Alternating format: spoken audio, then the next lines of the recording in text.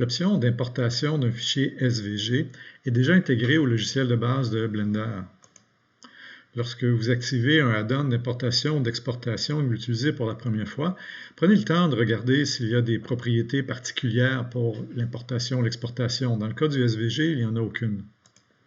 Alors, en important le fichier SVG, Blender a créé une nouvelle collection et le SVG est maintenant une courbe dans le logiciel Blender.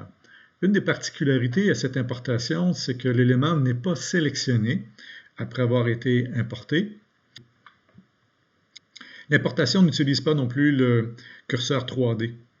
Ma courbe est très petite dans Blender parce qu'il n'y a aucune entente d'échelle de grandeur entre les différents développeurs de logiciels. Alors, des fois, c'est plus grand, plus petit. Et je vais sélectionner ma courbe, je vais la tourner pour la mettre de profil. Alors, c'est un tracé qui représente la suspension de mon camion Gafford.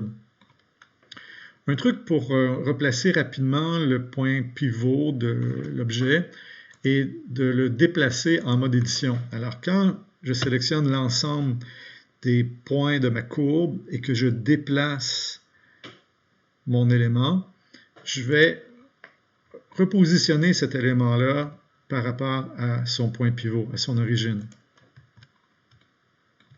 Alors, je vais maintenant retourner en mode objet et repositionner ici mon tracé. Alors, si je prends le point pivot pour l'élément actif, voilà.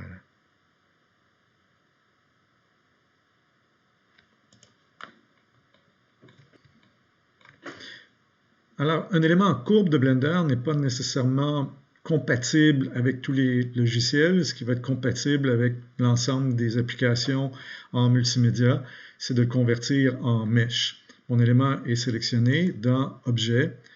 J'ai la possibilité de convertir ici en mesh. On peut voir ici l'icône qui a été modifiée.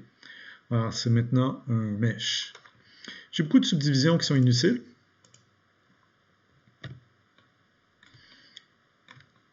Alors, une façon rapide de nettoyer ces subdivisions est d'appuyer sur la touche Supprimer du clavier et de choisir Dissolution limitée.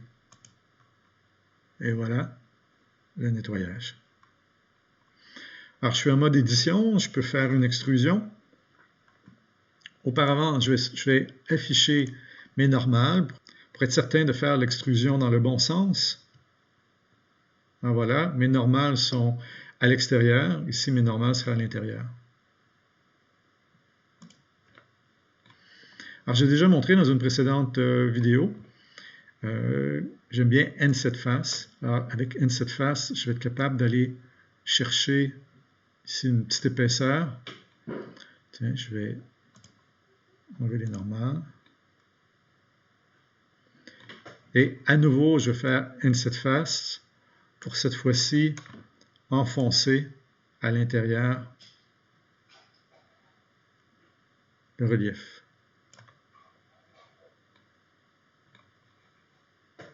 Alors voilà, si je retourne dans mon objet, c'est mon objet. J'ai un matériel qui a été appliqué par le SVG dans Blender. La propriété de matériel est ici, c'est l'icône qui est à droite. J'ai simplement à le supprimer. Donc, c'est un matériel qui provient du document SVG. Voilà.